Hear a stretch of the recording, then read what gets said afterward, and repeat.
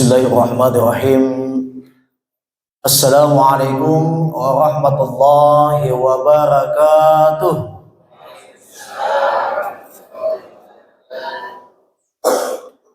Alhamdulillahi rabbil alamin.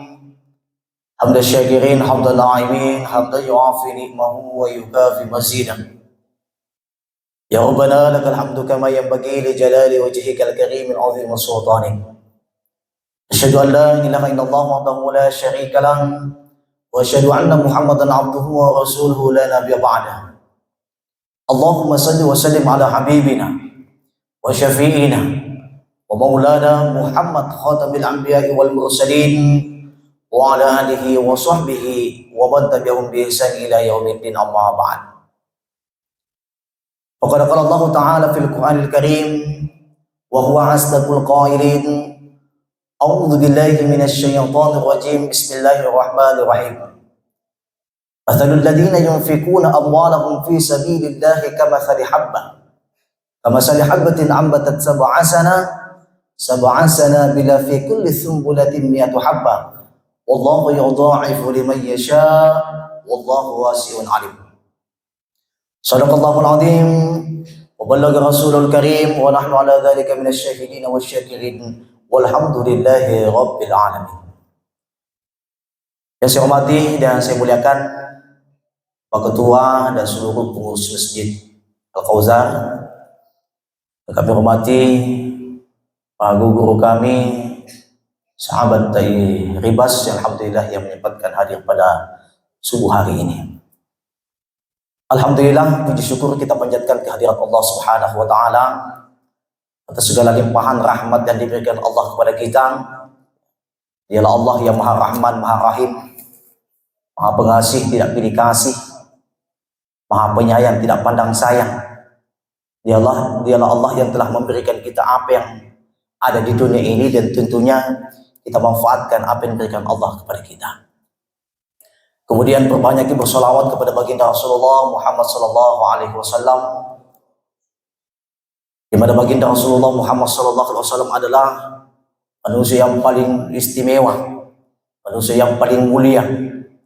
Saking mulianya baginda Rasulullah Muhammad sallallahu alaihi wasallam, bahkan dalam Al-Qur'an, innallaha wa malaikatahu yusholluna 'alan nabi ya ayyuhalladzina amanu shallu 'alaihi wa sallimu taslima.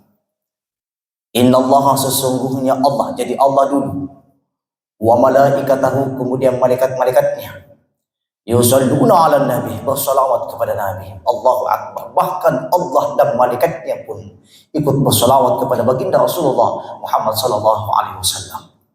Apatah lagi kita ini sebagai manusia biasa, manusia, bahkan jin-jin pun ikut bersalawat kepada baginda Rasulullah Muhammad sallallahu alaihi wasallam. Jadi perbanyak bersalawat.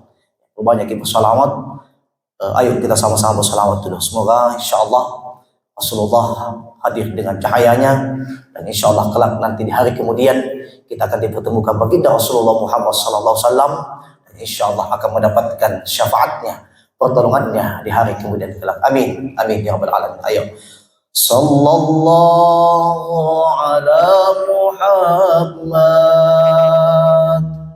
sallallahu alaihi wasallam.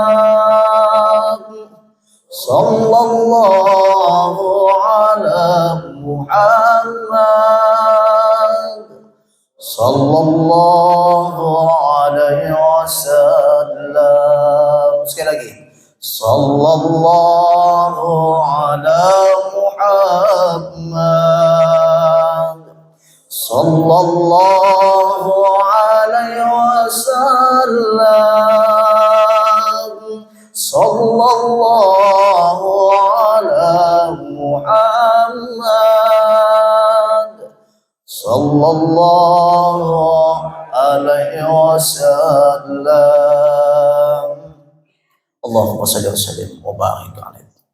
Di dalam kitab Durratun Nasihin dijelaskan pernah terjadi dialog antara Rasulullah Muhammad sallallahu alaihi wasallam dengan malaikat Jibril. Suatu hari Rasulullah melihat sungai, yang mana sungai ini rasanya manisnya lebih manis daripada madu, wanginya lebih wangi daripada musik. Sejuknya lebih sejuk daripada salju. Kemudian Rasulullah bertanya kepada malaikat Jibril, "Ya Jibril, untuk siapakah ini sungai?" Malaikat Jibril menjawab, "Sungai ini diperuntukkan untuk orang-orang yang senantiasa banyak bersalawat kepadamu." Jadi perbanyak bersalawat. Insya Allah di hari kemudian kala kita akan dipertemukan baginda Rasulullah Muhammad Sallallahu Alaihi Wasallam. Hadirin Bapak Ibu kaum muslimin wa muslimat jamaah subuh yang insya Allah dirahmati dan dimuliakan oleh Allah Subhanahu Wa Taala. Alhamdulillah di tahun ini, tahun 2023 ini, bahkan sampai detik ini, di subuh hari ini, Allah masih memberikan kesehatan buat kita. Allah masih memberikan kesempatan buat kita. Maka patut kita syukuri. Ya, Alhamdulillah. Kalau kita mau merefleks di tahun-tahun sebelumnya, mungkin tidak maksimal ibadah yang kita lakukan. Berapa kali kita khatam Al-Quran, berapa banyak kita berbagi, kita bersedekah, kita berbagi kepada saudara-saudara kita yang membutuhkan. Belum maksimal ibadah yang kita lakukan. Kalau kita merefleks kembali, begitu banyak musibah yang Allah turunkan, begitu banyak hal yang terjadi. Kesempatan di tahun ini Allah masih memberikan kesempatan buat kita. Jadi manfaatkan waktu kita, maksimalkan ibadah kita selagi Allah masih memberikan kesempatan di dunia ini. Patut kita syukuri, alhamdulillah. Ya. Jadi kalau kita mampu bersyukur terhadap nikmat yang diberikan Allah, maka insya Allah Allah tambahkan. Tapi ketika kita tidak mampu mensyukurinya, ya, maka kata Allah dalam Al-Quran, "Inna azabi lasyadid", sesungguhnya azabku di hari kemudian sangatlah pedih.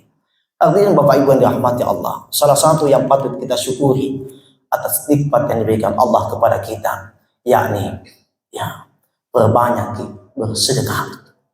Berbanyak bersedekah, karena saat ini orang-orang yang telah kembali kepada Allah, mereka kembali minta dihidupkan di dunia ini. Kasihkan kesempatan ya Allah untuk kembali hidup di dunia ini, untuk bersedekah, untuk berbagi. Tapi apa boleh dikata ketika Allah sudah berkehendak, inna lillahi wa inna ilaihi raji'un. Ya, semua akan kembali kepada Allah Subhanahu wa Ta'ala.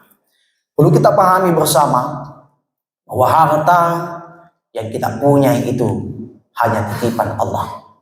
Harta yang ada sama kita itu sifatnya hanyalah sementara. Harta yang ada sama kita itu bukan hak milik kita sepenuhnya.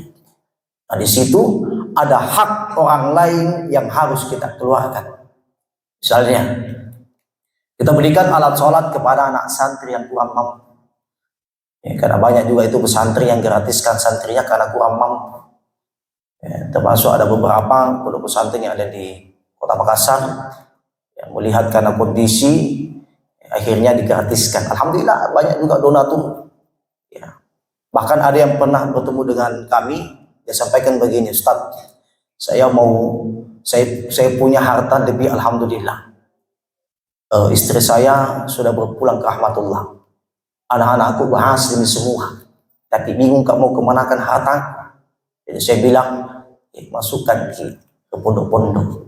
Ya, termasuk ada pondoknya Ustadz Sa'ad yang memandu tadi. Kita fasilitasi misalnya, ada harta yang dititipkan Allah, kita masukkan di situ.